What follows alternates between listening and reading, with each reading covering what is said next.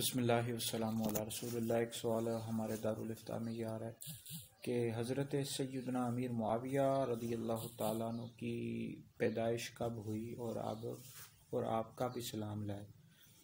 حضرت سیدنا امیر معاویہ رضی اللہ تعالیٰ عنہ کی پیدائش بعثت نبوی سے 5 سال پہلے ہوئی، یعنی حضور علیہ السلام کے اعلان نبوت فرمانے سے 5 سال پہلے ہوئی، اور آپ کے والد کا نام ابو سفیان رضی اللہ تعالیٰ عنہ ہے، والدہ کا نام حضرت سیدہ ہندہ ہے، اور آپ ام المؤمنین حضرت سیدہ ام حبیبہ رضی اللہ تعالیٰ عنہ کے بھائی ہیں، جو نبی کریم علیہ السلام کی زوجہ تھی۔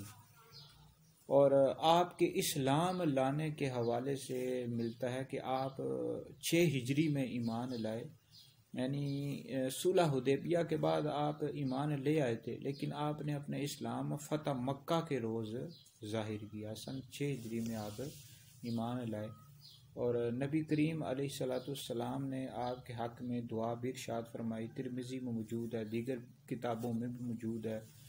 مفہوم ہے کہ ہے اللہ معاویہ کو ہدایت دینے والا، ہدایت یافتہ اور لوگوں کو اس کے ذریعے ہدایت عطا فرما، یعنی اس طرح کا مفہوم ملتا ہے۔ تو بہرحال نبی کریم علیہ السلام نے آپ کے حق میں دعا بھی ارشاد فرمائی۔